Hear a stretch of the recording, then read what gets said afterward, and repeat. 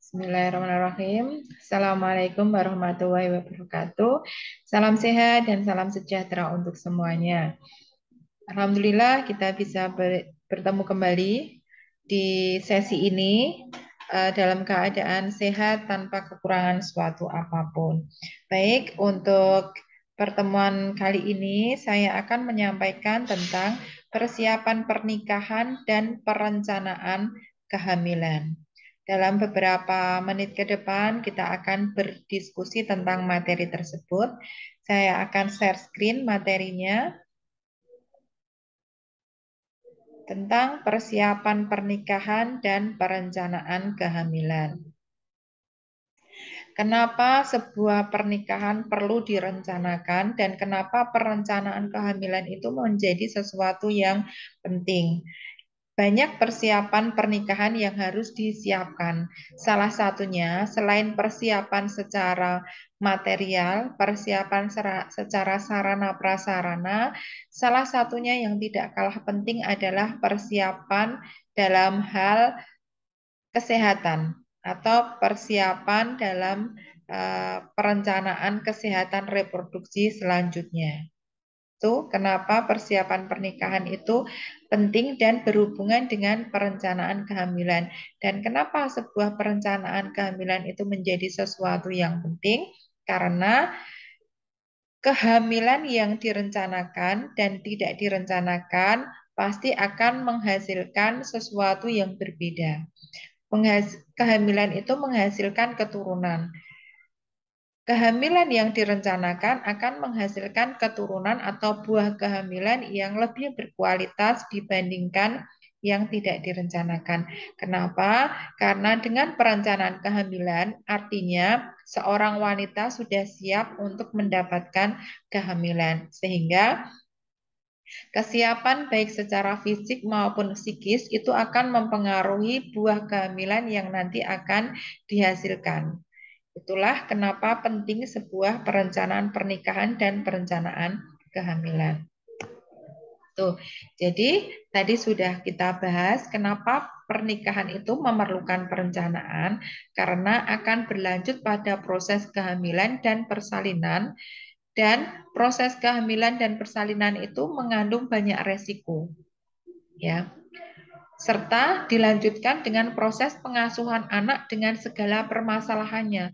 Sehingga harapannya ketika semua itu sudah direncanakan sejak awal, direncanakan dengan matang, maka ketika nanti menghadapi sebuah resiko atau bisa dilakukan pencegahan terhadap terjadinya suatu resiko atau meminimalisir resiko dan meminimalisir terjadinya suatu permasalahan.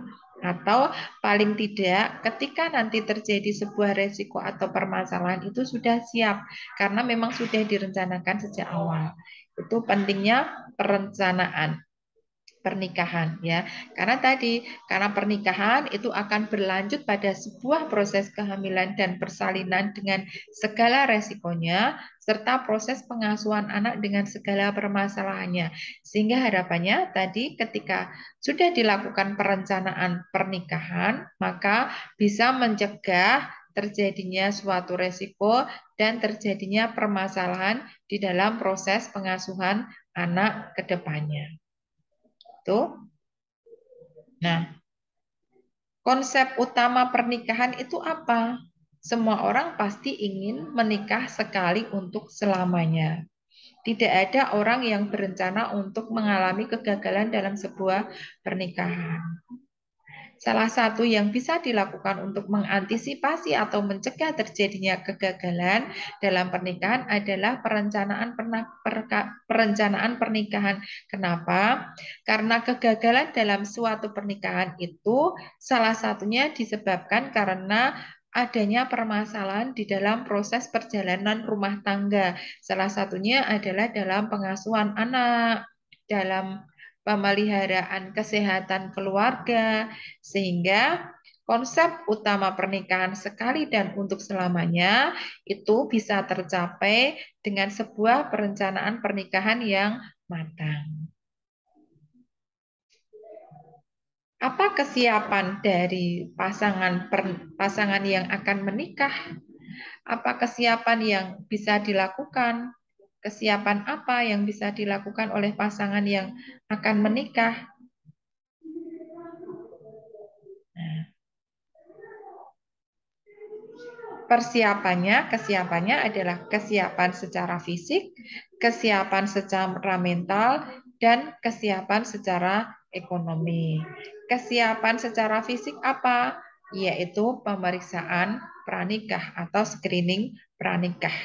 Pemeriksaan pranikah ini berhubungan dengan kesiapan fisik atau kesiapan secara jasmani atau kesiapan dari sisi kesehatan untuk masuk di sebuah proses pernikahan. Ya, selain itu ada persiapan mental, ada ekonomi mental apa? Pengetahuan mengenai kesehatan reproduksi, psikologi pernikahan, perawatan kehamilan, perawatan bayi dan anak. Itu persiapan mental penting karena pengetahuan tentang aspek-aspek itu akan mempengaruhi perjalanan sebuah pernikahan dari sisi kesehatan mental rumah tangga atau kesehatan mental dari suami istri.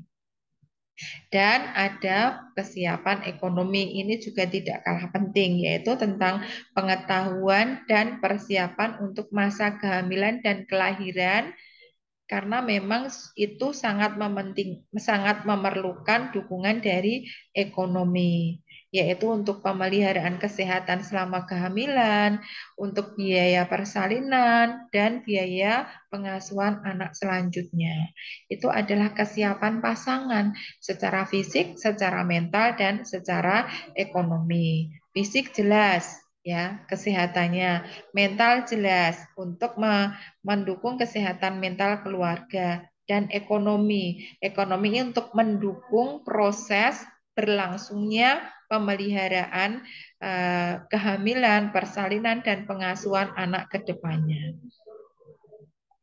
Itu untuk persiapan pasangan. Selanjutnya apa? Setelah kesiapan pasangan, bisa kita lihat yang selanjutnya adalah persiapan kesehatan pranikah. Apa yang dilihat dari persiapan kesehatan pranikah? Apa saja yang dilihat dari persiapan kesehatan pranikah, yaitu terutama untuk mengetahui kondisi kesehatan pasangan. Pasangan berarti calon pengantin laki-laki dan perempuan, bukan hanya perempuan yang bertanggung jawab atau yang diperiksa kesehatan sebelum menikah, tetapi laki-laki dan perempuan pasangan semuanya dilihat kondisinya untuk hubungannya dengan kesehatan reproduksi. Bila didapatkan penyakit yang dapat saling ditularkan karena kedekatan hubungan setelah menikah, diupayakan untuk ditata laksana sebelumnya karena umumnya berdampak juga pada kehamilan dan bayi serta kelahiran. Artinya, salah satu tujuan dari pemeriksaan screening atau pemeriksaan pranikah itu untuk mengetahui kondisi kesehatan pasangan, terutama yang berhubungan dengan kondisi kesehatan reproduksi, dan bila didapatkan penyakit, maka harus dilakukan penata laksanaan sebelum terjadi sebuah pernikahan. Karena ketika sudah terjadi sebuah pernikahan, maka ada hubungan yang disebut dengan hubungan seksual salah satunya. Maka ketika ditemukan penyakit yang kemungkinan bisa ditularkan melalui hubungan setelah menikah, yaitu hubungan seksual, maka harus diobati terlebih dahulu sampai sembuh. Kenapa? Karena selain itu bisa ditularkan kepada pasangannya, juga bisa mempengaruhi nanti ketika terjadi kehamilan, akan berpengaruh pada kesehatan selama kehamilan, berpengaruh pada bayi dan berpengaruh pada proses persalinan. Itu tujuannya. Namun yang harus diingat, pemeriksaan pranikah itu bukan didasarkan atas kecurigaan, tetapi didasarkan atas keinginan untuk mengetahui kesehatan pasangannya sebelum masuk ke pernikahan. Karena setelah pernikahan nanti akan ada tadi yang disebut dengan hubungan seksual yang akan menghasilkan kehamilan anak dan proses persalinan. Sehingga ketika ditemukan penyakit yang terindikasi untuk bisa terjadi penularan pada pasangan dan mengganggu atau mempengaruhi proses terjadinya kehamilan atau proses kehamilan selama kehamilan dan janin, maka harus ditata laksana atau diobati terlebih dahulu sebelum terjadi pernikahan. Itu adalah kesiapan kesehatan sebelum menikah. Nah, mengapa perlu pemeriksaan medis pranikah? Jadi sudah disampaikan. Mengapa perlu pemeriksaan medis pranikah? Pemeriksaan medis pranikah penting. Untuk apa? Kita lihat. Karena deteksi penyakit-penyakit yang dapat menular pada pasangan itu bisa dilakukan, sehingga mencegah terjadinya penularan penyakit yang bisa ditularkan kepada pasangan, sehingga semuanya bisa sehat. Kemudian deteksi penyakit atau kelainan yang dapat mempengaruhi hubungan seksual. Penyakit atau kelainan yang bisa berhubungan bisa mempengaruhi hubungan seksual suami istri. Kalau tadi adalah penyakit yang bisa ditularkan, sekarang adalah penyakit yang bisa mempengaruhi hubungan seksual. Contohnya apa? Ya, hubungan seksual, penyakit yang bisa mempengaruhi hubungan seksual, contohnya apa? Ya, misalkan kelainan organ reproduksi atau organ seksual atau kelainan kemampuan reproduksi itu bisa mempengaruhi hubungan seksual. Maka itu bisa dideteksi dan bisa dilakukan penata laksanaan. Jangan sampai menimbulkan masalah setelah terjadinya pernikahan baru ketahuan, maka pasti akan menimbulkan suatu dampak atau masalah di dalam berumah tangga setelah menikah. Kemudian bisa dilakukan deteksi penyakit atau kelainan yang dapat mempengaruhi calon janin. Contohnya adalah penyakit genetik atau penyakit yang bisa diturunkan kepada keturunannya. Ketika itu bisa dideteksi secara dini, maka bisa dilakukan tindakan preventif atau pencegahan supaya penyakit genetik itu tidak diturunkan kepada janinnya atau anaknya. Kita pasti tahu bahwa semua orang itu menginginkan keturunan yang sehat, menginginkan anak yang berkualitas, sehingga nanti di dalam kelangsungan hidupnya bisa menjadi manusia yang berkualitas. Salah satunya bisa dilakukan upaya itu dengan melakukan pemeriksaan medis pranikah. Karena tadi bisa mengetahui penyakit genetik yang mungkin bisa diturunkan kepada anaknya dan itu bisa diantisipasi atau dilakukan penata laksanaan. Contohnya apa? Penyakit DM, talasemia, ya, kelainan pembekuan darah, itu penyakit-penyakit genetik yang nanti bisa diturunkan ke janinnya. Ketika dilakukan screening pranikah, maka bisa diketahui sehingga bisa dikondisikan supaya nanti ketika terjadi kehamilan dalam kondisi yang tidak menurunkan atau meminimalisir terjadinya penurunan penyakit-penyakit yang bisa diturunkan tersebut. Kemudian deteksi penyakit atau kelainan yang dapat mempengaruhi kesehatan ibu bila terjadi kehamilan atau persalinan. Penyakit yang bisa mempengaruhi terjadi ketika terjadi proses kehamilan. Ya, contohnya apa? Penyakit-penyakit infeksi yang mengganggu proses kehamilan. TORS, toksoplasma, rubella, sitomegalo, herpes, itu bisa dideteksi. Sehingga itu bisa diobati sebelum terjadi kehamilan. Ya. Kemudian deteksi penyakit atau kelainan yang mungkin dapat mempengaruhi kemampuan pasangan untuk mempunyai anak. Contohnya apa? Kelainan-kelainan kelainan organ reproduksi. Ya. Itu pemeriksaan medis pranikah. Kenapa perlu pemeriksaan medis pranikah? Itu yang menjadi pertimbangan kenapa perlu pemeriksaan medis pranikah. Penting karena harapannya setelah menikah rumah tangganya itu menjadi rumah tangga yang diharapkan sesuai dengan keinginan. Jangan sampai terjadi penyesalan di kemudian hari. Itu ya. Kemudian selanjutnya penyakit yang mungkin menular pada pasangan. Apa sih penyakit yang menular pada pasangan? Penyakit yang erat Penyakit yang menular karena hubungan yang erat, contohnya adalah infeksi paru atau TBC, infeksi kulit yang disebabkan oleh jamur. Ya, itu penyakit yang bisa menular ke pasangan karena terjadinya hubungan yang erat, kontak fisik, kemudian komunikasi secara intensif, kontak secara intensif, itu penyakit-penyakit yang bisa menular, infeksi yang bisa menular. Kemudian penyakit yang menular karena hubungan seksual, penyakit menular seksual. Contohnya adalah penyakit kelamin, ada sifilis, ada gonore, ada jamur, ya. Kemudian ada hepatitis B, kemudian ada HIV/AIDS. Itu adalah penyakit menular seksual yang pasti itu akan ditularkan kepada pasangan ketika melakukan hubungan seksual dan pasangannya mengalami penyakit tersebut. Sehingga ketika ini bisa dideteksi sebelum terjadi pernikahan, bisa diatasi dulu atau bisa dilakukan pencegahan supaya tidak menularkan kepada pasangannya. Itu harapannya seperti itu, ya. Kemudian, mengapa tidak mungkin dilakukan pemeriksaan kesuburan kepada seorang sebelum menikah? Nah, ini yang harus diingat atau diperhatikan bahwa tadi kita lihat bisa dilakukan tindakan yang potensial mengganggu untuk mendapatkan keturunan. Tetapi pemeriksaan medis pranikah itu tidak memeriksa kesuburan seseorang atau infertilitas seseorang. Kenapa?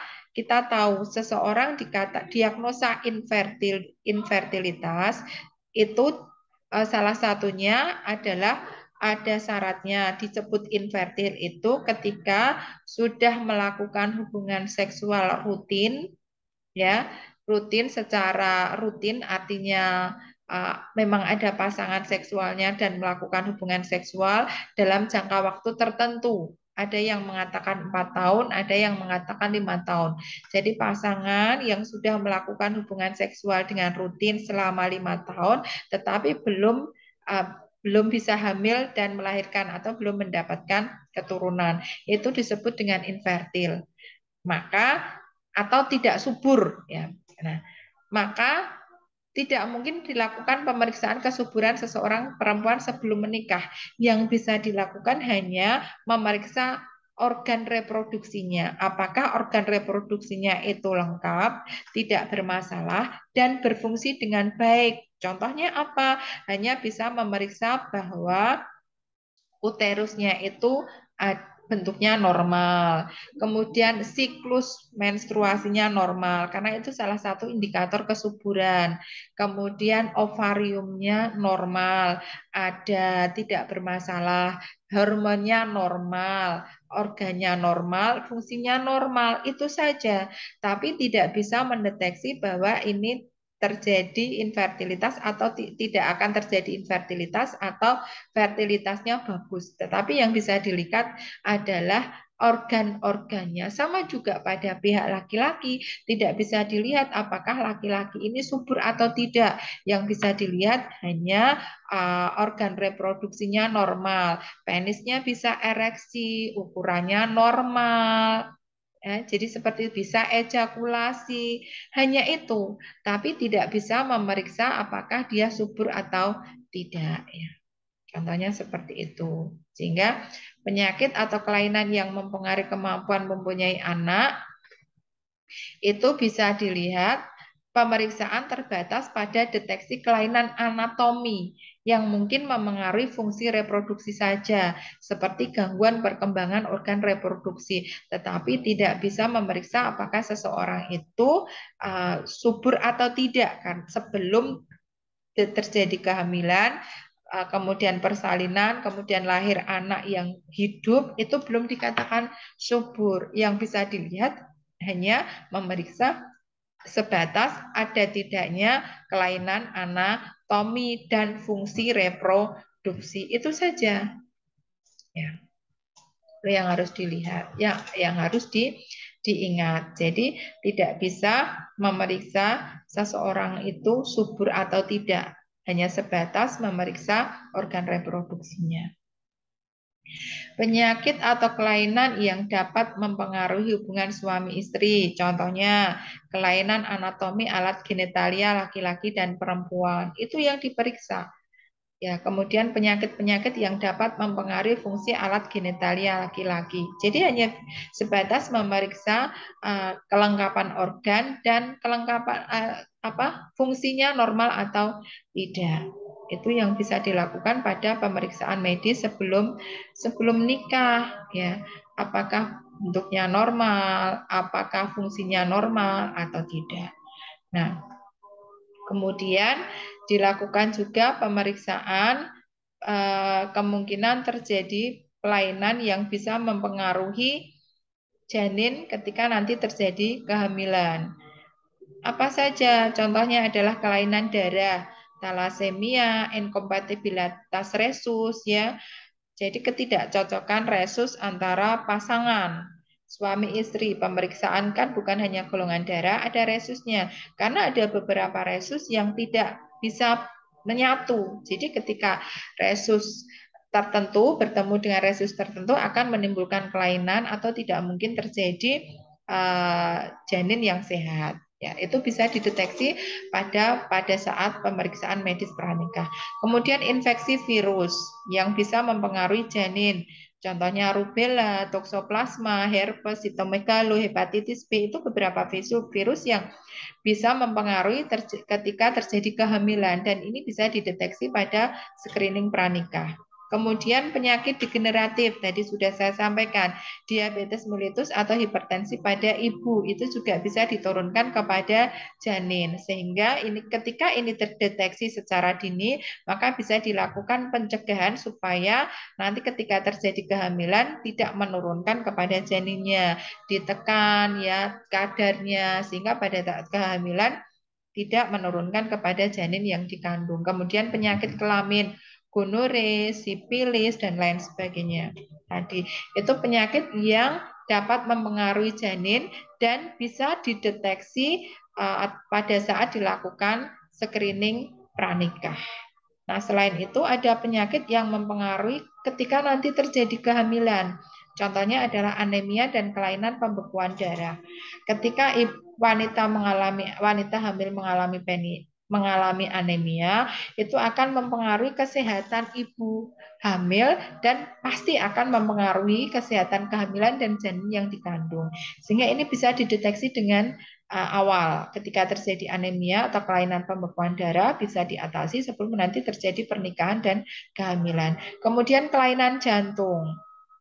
Kelainan jantung itu juga bisa mempengaruhi kesehatan ibu selama hamil. Ini juga bisa di screening dini dan diatasi. Kemudian hipertensi dan kelainan ginjal, diabetes mellitus dan lain sebagainya. Banyak sekali penyakit yang bisa dideteksi pada saat screening pranikah sehingga nanti harapannya ketika terjadi kehamilan ibu sehat, janin juga berkualitas maka menjadi anak yang berkualitas. Nah, selain itu ada beberapa kondisi dari ibu, kondisi atau penyakit yang dapat mempengaruhi kesehatan ibu hamil dan janin atau bayi. Contohnya kurang gizi atau gizi lebih, obesitas, darah tinggi atau hipertensi, diabetes, kelainan ginjal, kelainan jantung, epilepsi, kelainan darah termasuk kurang darah, anemia, gangguan faktor pembekuan darah, infeksi bakteri, dan lain sebagainya. Ini bisa mempengaruhi kesehatan ibu hamil dan mempengaruhi janin yang dikandungnya. Nah, sehingga itulah kenapa penting untuk dilakukan perencanaan kehamilan. Perencanaan kehamilan itu bisa dilakukan kapan? Idealnya bila dimulai sebelum menikah. Karena kita ingat pentingnya 1000 hari kehidupan. Itu sangat menentukan kualitas manusia selanjutnya. 1000 hari kehidupan itu dimulai dari konsepsi, yaitu pertemuan ovum dan sperma. Sehingga perencanaan kehamilan itu harus dilakukan sejak dini sebelum menikah. Sehingga pada saat menikah baik secara fisik, mental itu sudah siap untuk menerima kehamilan. Ketika sudah siap fisik, mental, maka persiapannya bagus, pasti hasilnya akan bagus. Kegiatan apapun ketika persiapannya bagus kan pasti hasilnya bagus. Coba kalau kita akan melakukan kegiatan dengan persiapan yang oke, maksimal, sedini mungkin, maka hasilnya juga akan maksimal. Harapannya seperti itu. Ya, kapan pasangan siap memiliki anak? Kemudian berapa jumlah anak yang direncanakan? Berapa jarak waktu yang direncanakan antar satu kehamilan dengan kehamilan yang lain? Dan pertimbangan sosial, ekonomi, psikologis, medis itu adalah perencanaan kehamilan. Jadi kapan siap hamil, kemudian berapa jumlah anak yang nanti akan direncanakan, berapa jarak antara kehamilan satu dengan kehamilan yang lain, kemudian dari segi sosial, ekonomi, psikologis, medis, bagaimana, itu perencanaan kehamilan itu yang harus diperhatikan, sehingga nanti tidak gagap pada saat proses sudah berumah tangga, gagap ketika hamil, gagap ketika menghadapi kehamilan, gagap ketika menghadapi kehamilan berikutnya, ya gagap dalam hal sosial, ekonomi, psikologis, medis. Walaupun apapun itu memang sudah takdir, tetapi ketika kita sudah melakukan persiapan secara dini, harapannya hasilnya juga akan maksimal. Ya, itu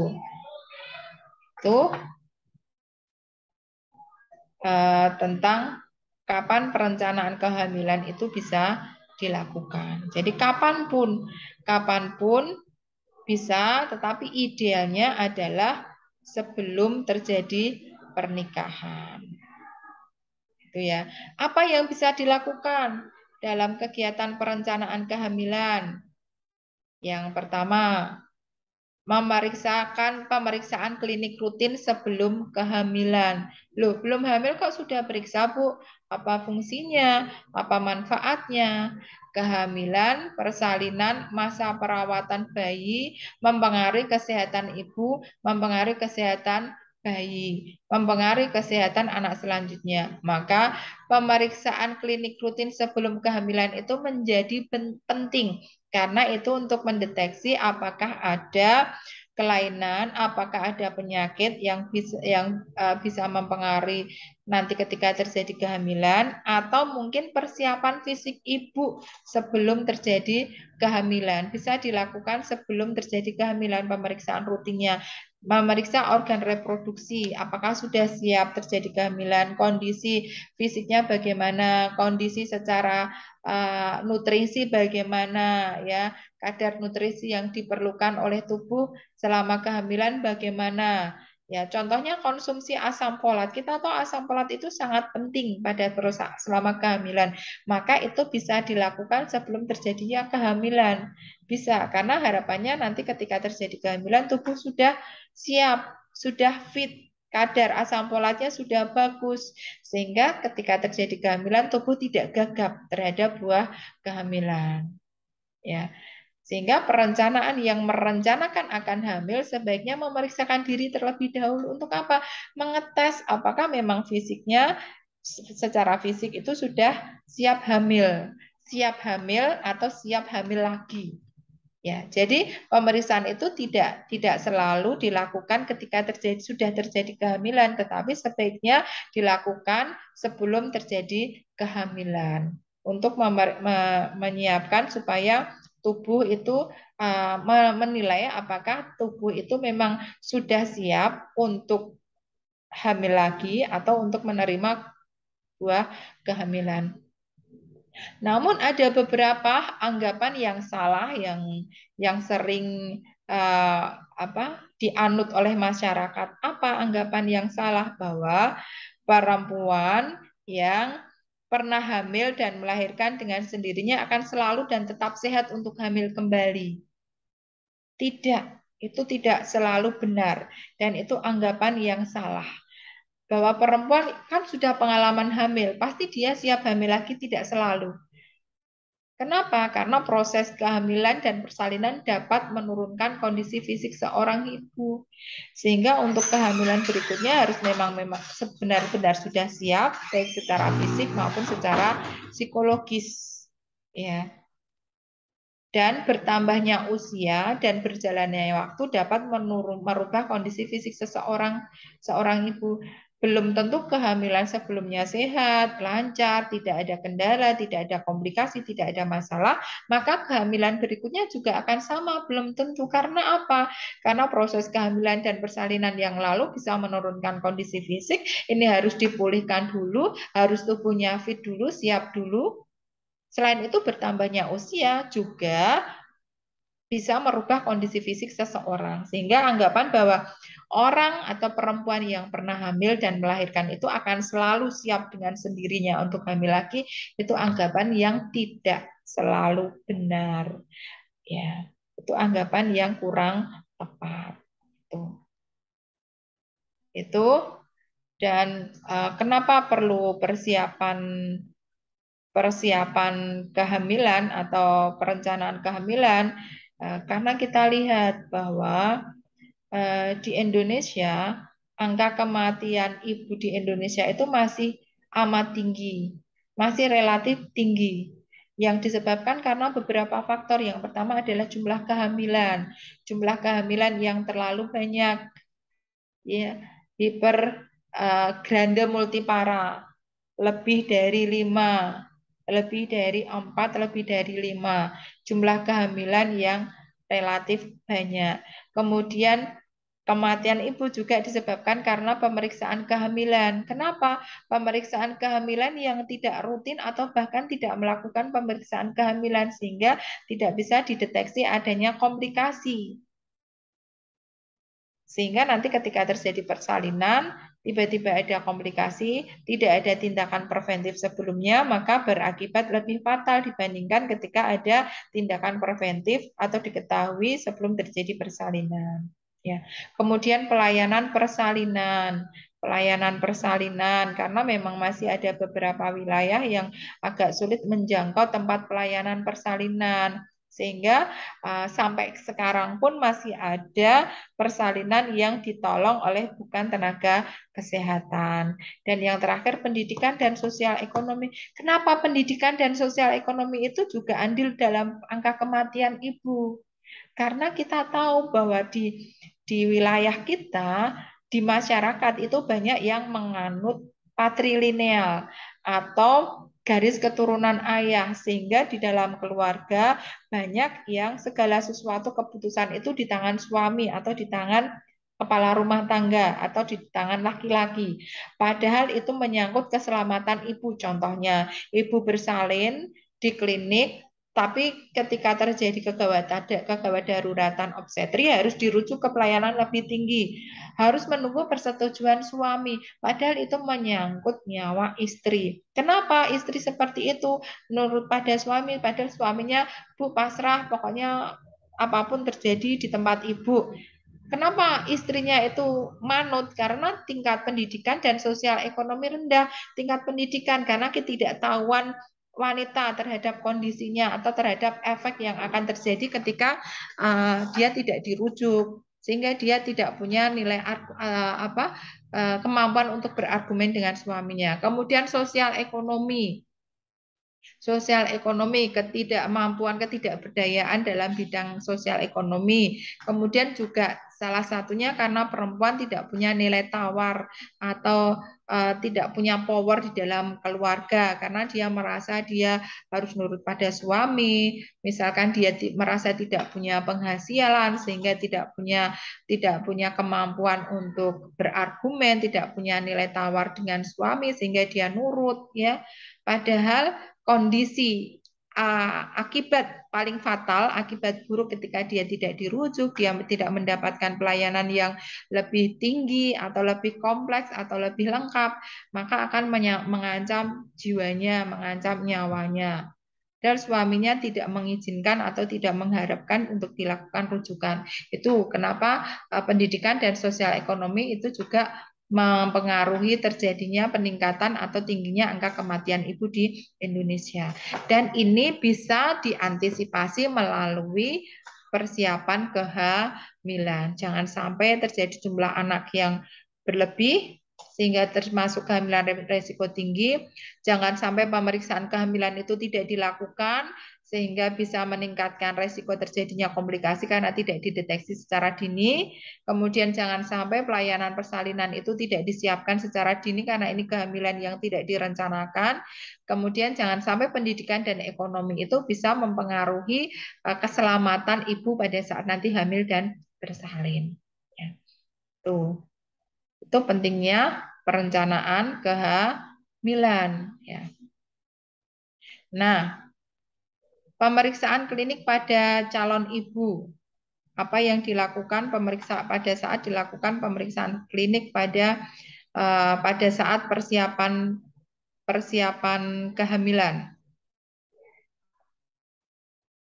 Pemeriksaan klinik pada calon ibu pada saat dilakukan persiapan kehamilan, belum hamil, diperiksa apa yang dilihat. Wawancara untuk mengetahui faktor risiko dan gejala penyakit tertentu. Supaya nanti ketika terjadi kehamilan tidak sedang mengalami penyakit tertentu atau komplikasi itu bisa dicegah karena sudah diketahui faktor risikonya.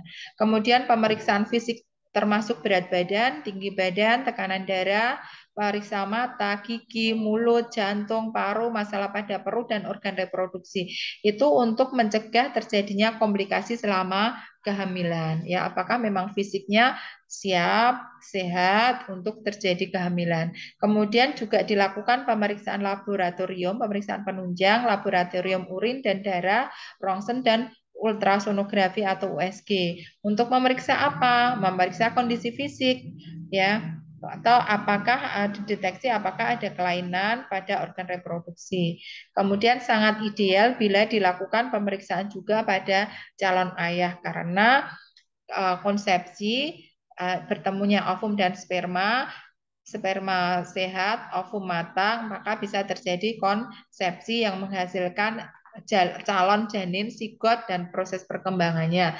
Nah, ketika ovum dan sperma itu berkualitas, maka hasilnya yang dihasilkan dari proses konsepsi itu adalah hasil yang berkualitas. Maka selain wanita diperiksa karena kesiapannya untuk kehamilan, juga calon ayah atau nanti yang akan menghasilkan sperma itu juga diperiksa. Harapannya sperma yang digunakan untuk terjadinya konsepsi itu adalah sperma yang memang berkualitas karena kualitas sperma itu juga akan mempengaruhi kualitas dari hasil konsepsi. Itu pemeriksaan sebelum pernikahan. Ya. Sehingga kalau kita lihat hal-hal seperti itu, mengapa perlu perencanaan kehamilan? Untuk apa perencanaan kehamilan dilakukan? Nah, bisa kita tarik kesimpulan, mengapa perlu perencanaan kehamilan? Untuk apa? Untuk siapa? Ya. Mengapa perlu? Yang pertama adalah untuk mencegah kematian ibu dan bayi sehingga bisa menurunkan angka kematian ibu dan kematian bayi. Untuk mencegah kematian ibu dan bayi, kenapa ini bisa dicegah? Karena kematian ibu dan bayi itu terjadi karena adanya komplikasi atau patologi pada saat kehamilan dan persalinan.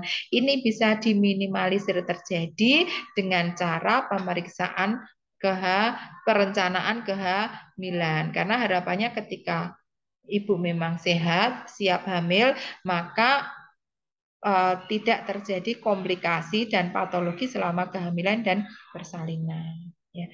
Jadi, mengapa perlu perencanaan kehamilan? Yang pertama, mencegah kematian ibu dan bayi. Yang kedua, mencegah komplikasi penyakit pada kesehatan ibu dan bayi karena memang sudah disiapkan sejak dini, jangan sampai pada saat kehamilan sedang menderita suatu penyakit.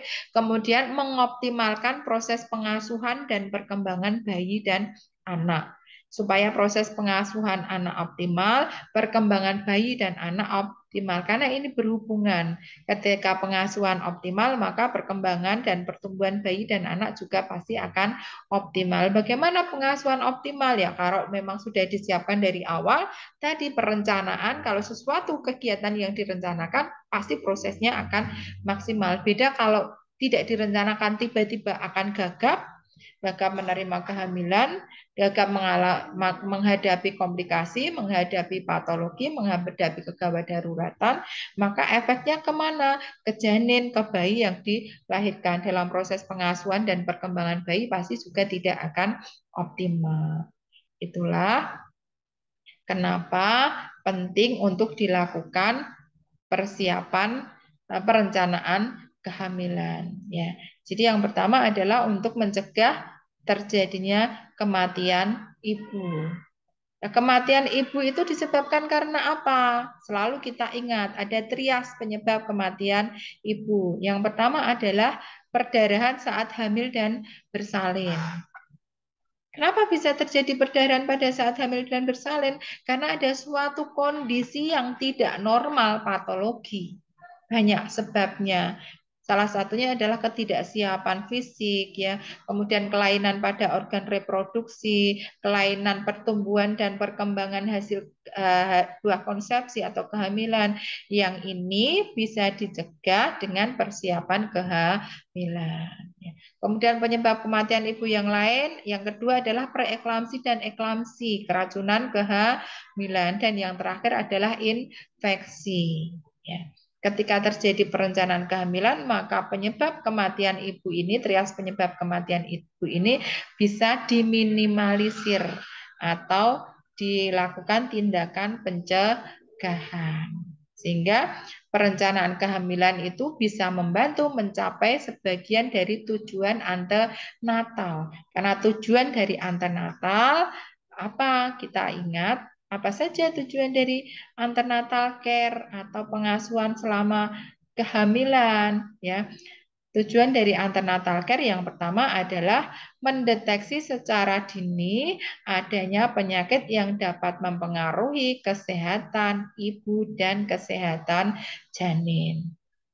Mendeteksi secara dini adanya penyakit yang dapat mempengaruhi kesehatan ibu dan janin. Dan ini bisa dilakukan pada saat persiapan kehamilan karena mencegah supaya tidak terjadi gangguan kesehatan. Kemudian yang kedua, tujuan antenatal yang kedua atau antenatal care yang kedua adalah memberi konseling atau penyuluhan kesehatan yang dapat meningkatkan kualitas kesehatan ibu dan janin. Ya. Itu kemudian ketiga, mempersiapkan ibu dan keluarga untuk kelahiran bayi, mempersiapkan ibu dan keluarga terhadap segala kemungkinan komplikasi dari kehamilan dan persalinan. Dan ketika terjadi persiapan kehamilan, semua poin ini sudah dilakukan pada saat persiapan kehamilan. Maka ketika terjadi asuhan antenatal bisa menjadi menghasilkan hasil ANC yang berkualitas. Karena sejak dini ibu sudah paham, sudah terpapar. Sehingga pada saat proses antenatal care hasilnya bisa maksimal. Ya. Itu adalah persiapan kehamilan. Ya. Sampai di sini mungkin ada yang mau ditanyakan. Sampai di sini yang bisa saya sampaikan. Semoga bermanfaat. Kurang lebihnya mohon maaf. Terima kasih untuk perhatiannya. Saya akhiri. Wabillahi taufiq wal hidayah. Wassalamualaikum warahmatullahi wabarakatuh.